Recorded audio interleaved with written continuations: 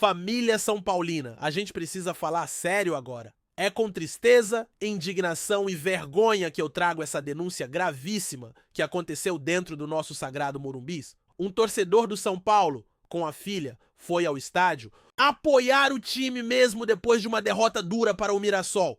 Mas o que era para ser só mais um dia de amor ao clube se transformou num pesadelo. Segundo o relato do Rogério Santana dos Santos, ele levou um tapa no rosto de um segurança do São Paulo enquanto esperava o atacante Luciano no estacionamento para tirar uma simples foto com a família. Sim, você não leu errado. Um tapa no rosto diante da filha. Isso dentro do estádio, que deveria ser a nossa segunda casa, o torcedor afirma que foi abordado de forma agressiva pelo segurança, que questionou o que ele e a família faziam ali. O absurdo só aumentou. Quando o Rogério disse que aguardava Luciano, o segurança se exaltou ainda mais, chegando a chamar a tropa de choque. Meu Deus, gente! Que tipo de ameaça aquela família representava? Uma menina esperando um ídolo com o pai sendo tratada como criminosa? Isso não é só abuso de autoridade. É um completo desrespeito com quem sustenta o clube, a torcida. Segundo o clube, a esposa do Luciano sequer estava no estádio, mas ainda que estivesse ou não, isso não justifica esse nível de agressividade. E como se não bastasse, outros 5 seguranças chegaram. O torcedor relatou que tentou dialogar, pediu o nome do agressor e, em vez de resposta, levou um tapa no rosto. A filha, menor de idade, ainda foi ameaçada enquanto filmava tudo. A família foi retirada do local sob xingamentos. A Secretaria da Segurança Pública confirmou que houve registro de boletim de ocorrência. Segundo o laudo, não havia lesões aparentes, mas será que é só isso que conta? E o trauma? E a humilhação? E o medo estampado no rosto de uma criança ao ver o pai sendo agredido por um funcionário do próprio clube que ela foi apoiar? O São Paulo, por sua vez, agiu rápido e afastou o segurança envolvido, afirmando que ele é um prestador de serviço terceirizado. Mas a gente não pode se contentar só com isso, torcida. Isso não pode ser varrido para debaixo do tapete como se fosse algo rotineiro. Queremos respeito? Queremos segurança de verdade? Não gente desequilibrada batendo em pai de família na porta do estádio. O clube precisa investigar a fundo, cobrar da empresa terceirizada e garantir que esse tipo de absurdo nunca mais aconteça. A torcida do São Paulo é patrimônio do clube e merece ser tratada com dignidade. Aliás, essa não é a primeira vez que a gente ouve histórias de torcedores maltratados por quem deveria proteger. A relação entre segurança e torcida precisa ser revista com urgência. O São Paulo sempre se orgulhou de ser um clube acolhedor, de portas abertas para sua gente. Mas cada vez que um episódio desses acontece, esse orgulho vira vergonha. Cadê o canal direto com a torcida para resolver esse tipo de coisa? Cadê o diálogo, a escuta, o acolhimento? E mais, onde está o presidente Casares nessas horas? O silêncio institucional só piora tudo. Queremos ações, não só notas genéricas. Sabe o que dói mais? É ver que enquanto a gente tenta levantar a moral do time, empurrar mesmo com todos os problemas, vem alguém do próprio clube e dá um tapa, literal e simbólico, em quem ainda acredita no São Paulo. Mas a gente vai continuar aqui cobrando, denunciando, fazendo barulho. Porque amar o clube também é isso, é exigir que ele esteja à altura da sua torcida. E já que estamos falando de cobrança e transparência, vamos direto para outro ponto delicado: família tricolor. O São Paulo, pelo menos dessa vez, cumpriu o combinado com o elenco e pagou o famoso bicho pela classificação direta para a fase de grupos da Libertadores. Antes do jogo contra o Mirassol, a diretoria reuniu os jogadores no CT da Barra Funda e confirmou que o pagamento seria feito. E sim, foi pago à vista. Tá certo, é o mínimo que se espera de uma gestão que se diz profissional. Mas vamos com calma, porque por trás dessa notícia positiva tem um buraco bem mais fundo que ainda preocupa e muito. Para quem não lembra, essa classificação direta veio após o 6º lugar no Brasileirão do ano passado. E como manda a tradição, tinha premiação prometida. Só que até poucos dias atrás, nada havia sido pago. A desculpa interna era de que não existia uma data combinada para esse acerto. Só que, convenhamos, isso soa como papo de dirigente. Tentando ganhar tempo, A fase de grupos da Libertadores já estava terminando, a grana da Conmebol começou a pingar e só aí veio o depósito. Sabe o que isso mostra? Falta de planejamento financeiro, mais uma vez? E aí a gente se pergunta, até quando? A verdade é que o São Paulo está vivendo um caos financeiro e isso não é novidade para ninguém. A própria diretoria divulgou um balanço recente que chocou até os torcedores mais acostumados com más notícias. 287,6 milhões de déficit no ano. E se você achou isso assustador, segura essa. Dívida total beirando 1 bilhão.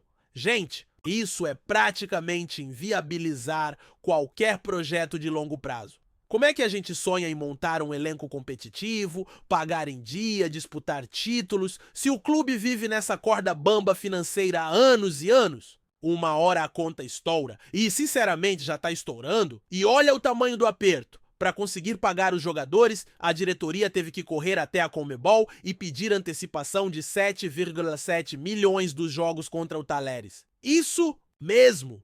A grana que o clube tinha direito por jogar e vencer na Libertadores foi pedida antes da hora para tapar buraco no caixa. A Conmebol paga os 1 milhão por cada jogo fora de casa e mais os 330 mil reais por vitória. Ao todo, o São Paulo faturou 17 milhões pelos jogos fora e mais 7,5 milhões pelas vitórias. Uma balada! Mas essa bolada já chegou comprometida. Cadê a organização financeira? Cadê o mínimo de respiro? Claro que a gente fica aliviado em saber que o elenco recebeu o que merecia. É justo, mas também é revoltante saber que isso só aconteceu porque o clube vive remendando o presente com o que seria o futuro. E isso vira uma bola de neve, porque você adianta agora e depois falta mais pra frente. Sabe aquele ditado cobrir a cabeça e descobrir os pés? É exatamente o que a gestão Casares vem fazendo. E pior, parece que ninguém dentro da diretoria se assusta mais com esses números astronômicos. Já naturalizaram o caos. E quem paga o preço somos nós, a torcida, e o próprio clube, que vive à beira do abismo. E tudo isso em meio a uma temporada em que o torcedor esperava mais.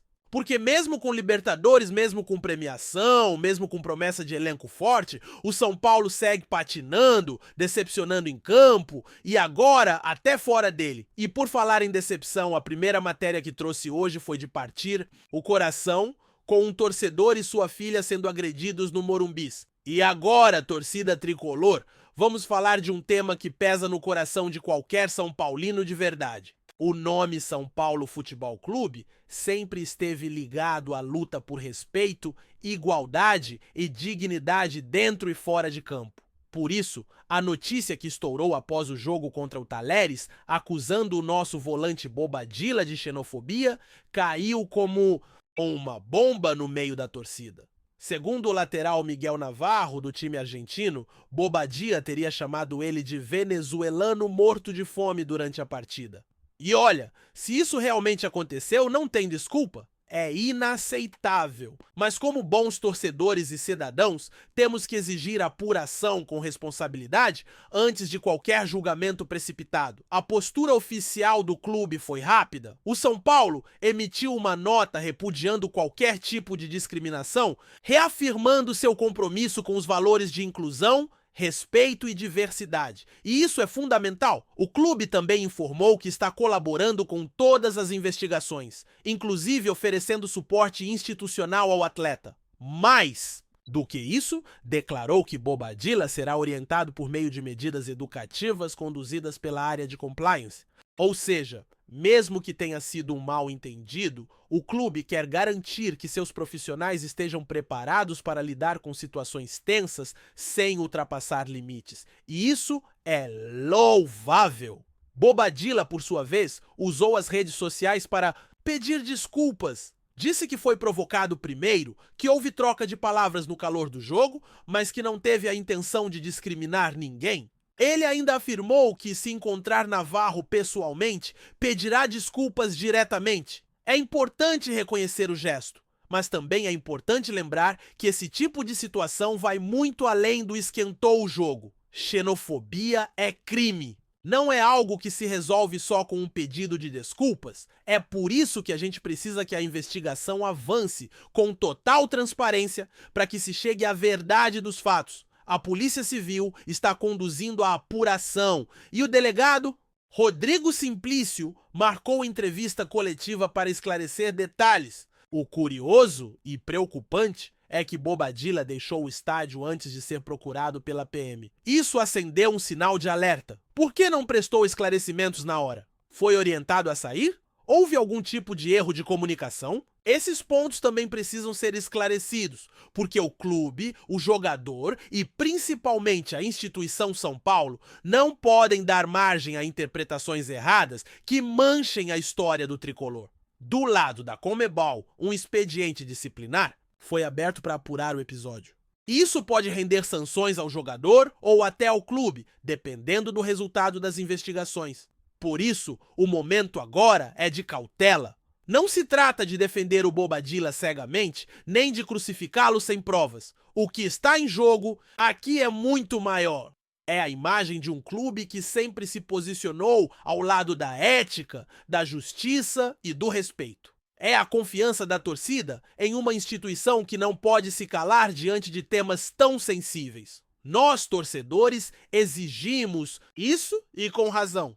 E olha só como as coisas se encadeiam. Em poucos dias, o São Paulo se viu envolto em 3 situações delicadas. A agressão a torcedor no Morumbi, crise financeira sendo aliviada com adiantamento de premiações e agora essa grave denúncia de xenofobia. É hora da diretoria assumir a responsabilidade institucional que carrega? Não basta emitir nota, é preciso agir com firmeza, transparência e respeito à torcida. Porque no fim das contas, é a gente que veste essa camisa, no peito com orgulho e a defende nos momentos mais difíceis. E o que a gente quer? Um São Paulo gigante em campo e gigante fora dele. Um São Paulo que respeite a sua torcida e honre sua história. Antes de seguir para a próxima notícia, nos ajude se inscrevendo no canal e deixando o like para ficar por dentro de todas as novidades do nosso São Paulo. Agora vamos para a notícia. Torcedor tricolor, segura essa emoção.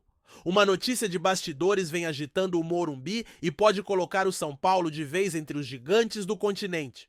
O clube está fortemente interessado em trazer o volante Jorginho, ex-Arsenal e Chelsea, para reforçar o elenco rumo à tão sonhada conquista da Libertadores. Com o contrato se encerrando com o clube inglês, o meia já pode assinar com qualquer equipe e o tricolor se movimenta rápido para não perder essa oportunidade de ouro. Não é apenas uma contratação, é uma jogada de mestre, a possível. Chegada de Jorginho representa muito mais que reforço técnico. É uma chance concreta de atrair investidores, turbinar a visibilidade do clube internacionalmente e consolidar o São Paulo como uma potência que pensa grande. Com a segunda melhor campanha da fase de grupos da Libertadores, o tricolor já provou que está pronto para brigar pelo título. Agora, mira em nomes de peso para fazer história. Mas o São Paulo não está sozinho nessa corrida. O Flamengo, com seu elenco recheado de estrelas, também demonstrou interesse em contar com Jorginho. No entanto, entre os bastidores, há quem garanta que o volante vê com bons olhos o projeto São Paulino. A ideia de ser protagonista e não apenas mais uma peça num elenco cheio de medalhões pesa na escolha. A sombra do que aconteceu com Vidal no Flamengo, que chegou como estrela e acabou esquentando o banco, serve como alerta. Aos 32 anos, Jorginho ainda tem muito a entregar e poderia ser uma peça-chave no meio-campo tricolor, trazendo não apenas sua técnica apurada, mas também sua experiência internacional, liderança e leitura de jogo, atributos fundamentais para uma equipe que sonha alto na temporada. Para Dorival ou quem esteja no comando, seria uma bênção ter um atleta com esse perfil no grupo, capaz de controlar o ritmo de uma partida e dar equilíbrio entre defesa e ataque. Fontes ligadas à diretoria revelam que conversas já foram iniciadas e que o São Paulo está disposto a abrir espaço na folha salarial para acomodar um nome desse porte. A diretoria vê o momento como uma janela estratégica para consolidar o novo patamar do clube, que vive um dos melhores momentos dos últimos anos, dentro e fora de campo. O torcedor já começa a sonhar. Imagine Jorginho vestindo o manto, armando jogadas no Morumbi lotado e liderando o tricolor em jogos decisivos da Libertadores. É esse tipo de jogador que não apenas reforça o time, mas eleva o moral, a expectativa e a identidade de um clube que sempre teve a grandeza em seu DNA. Jorginho é aquele tipo de jogador que impõe respeito não pelo grito, mas pela inteligência. Com uma leitura de jogo acima da média, o volante atua como um verdadeiro maestro no meio-campo, ditando o ritmo da partida com passes curtos e precisos, posicionamento impecável e visão de jogo refinada. Ele não é um carregador de piano, mas um estrategista em campo, daqueles que enxergam o jogo 2 passos à frente dos outros. No estilo de jogo proposto por Luiz Zubeldia, que valoriza a posse de bola, a compactação e a saída qualificada, desde a defesa, Jorginho se encaixa como uma luva. Sua personalidade é marcada por discrição fora de campo e liderança silenciosa dentro das 4 linhas. Ele não é de fazer alarde ou declarações polêmicas, mas seu currículo e postura falam por si. Campeão da Champions League com o Chelsea e destaque da seleção italiana campeã da Eurocopa em 2021, Jorginho carrega bagagem de sobra para ser uma referência técnica e emocional dentro do vestiário são paulino, algo que pode ser fundamental em momentos decisivos da temporada. Além disso, o São Paulo tem um elenco talentoso, mas jovem em muitos setores. A chegada de um nome como Jorginho seria um equilíbrio perfeito entre juventude e experiência.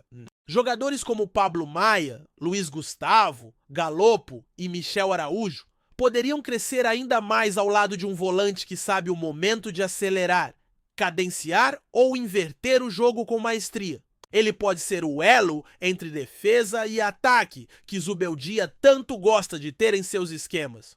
Por fim, o São Paulo precisa de peças com mentalidade vencedora para dar o salto de qualidade em competições como a Libertadores e o Brasileirão. Jorginho já viveu jogos grandes, decisões duríssimas, pressão de torcida e sabe o que é necessário para vencer em alto nível. Sua chegada não só aumentaria o nível técnico do elenco, mas também agregaria maturidade competitiva, algo que pode fazer a diferença na hora em que os campeonatos forem decididos no detalhe. Quando Jorginho entrou em campo pelo Arsenal nas temporadas 22-23 e 23-24, muitos torcedores ingleses duvidaram que ele pudesse repetir o mesmo impacto que teve no Chelsea. Mas o volante italiano respondeu com classe, inteligência e um futebol cirúrgico. Mesmo sem a velocidade dos meio-campistas modernos, Jorginho mostrou que cérebro e técnica ainda são armas valiosas no futebol de alto nível. Em jogos decisivos, como os clássicos londrinos e confrontos de Premier League contra gigantes como Manchester City e Liverpool,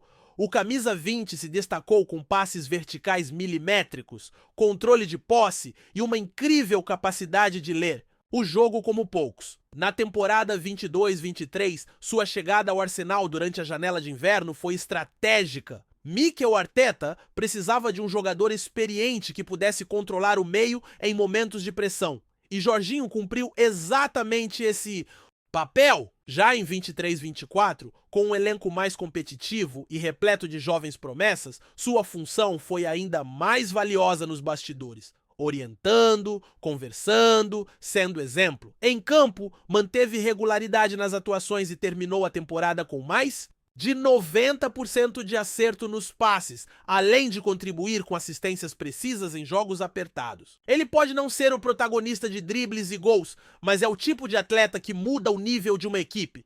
É por isso que sua possível transferência para o São Paulo ganha contornos de algo muito maior do que apenas uma contratação. Lenin, tricolor, Jorginho poderia desempenhar um papel semelhante, sendo o pilar de equilíbrio em um time jovem, talentoso e ambicioso. Com a Libertadores batendo a porta e o Brasileirão exigindo constância, o São Paulo precisa de jogadores que saibam conduzir o jogo com maturidade, principalmente quando a bola queima no pé. E Jorginho é esse nome. Ele não se desespera, não corre mais do que precisa. Ele pensa, antecipa e executa. Se vestir a camisa do São Paulo, Jorginho trará com ele não apenas títulos e história, mas uma nova dimensão de leitura tática ao elenco. Luiz Ubeldia, que tem dado identidade ao tricolor com sua proposta intensa e organizada, encontrará no italiano o cérebro perfeito para ser o ponto de equilíbrio entre as linhas. Para o torcedor, seria a chance de ver um maestro europeu regendo o meio-campo no Morumbi, e para o clube, a oportunidade de colocar em campo um jogador que entende o jogo como poucos. Apresentamos as últimas notícias do São Paulo, inscreva-se no nosso canal e deixe seu like para continuar recebendo informações exclusivas. Não se esqueça de deixar sua opinião sobre essa notícia nos comentários. Até o próximo vídeo!